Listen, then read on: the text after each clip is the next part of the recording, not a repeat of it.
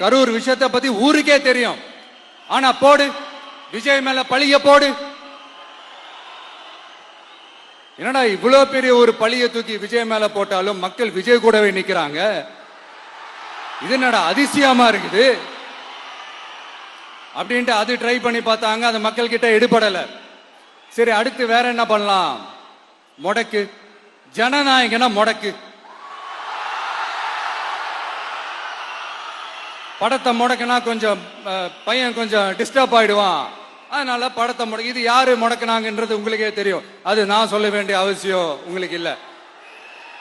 ஆனா இவன் நாடா இவன் படத்தை முடக்கினாலும் அவன் பாட்டுக்கு அதை கண்டுக்காம அவன் பாட்டுக்கு வேலையை பார்த்துட்டு போயிட்டே இருக்கான். அதுவும் எடுபடல. சரி, அடுத்து வேற என்ன பண்ணலாம்? போடு, SOPன்னு ஒண்ணு போடு.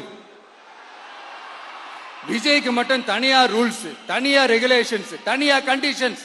அவனுக்கு மட்டும் போடு, மத்த கட்சிகள்லாம் விடு. விஜய்க்கு மட்டும் தனி கண்டிஷன்ஸ் போடு. அவன் வெளியவே வரக்கூடாது, மக்களை சந்திக்கவே கூடாது. என்னாச்சு? அதுவும் எடுபடல. அது மாதிரி எத்தனை சோதனைகள், எத்தனை வேதனைகள் நீங்க கொடுத்தாலும் இந்த திமுக நாளையோ இல்ல இந்த பாஜக நாளையோ இல்ல இந்த மற்ற பலர் நாளையோ இல்ல எந்த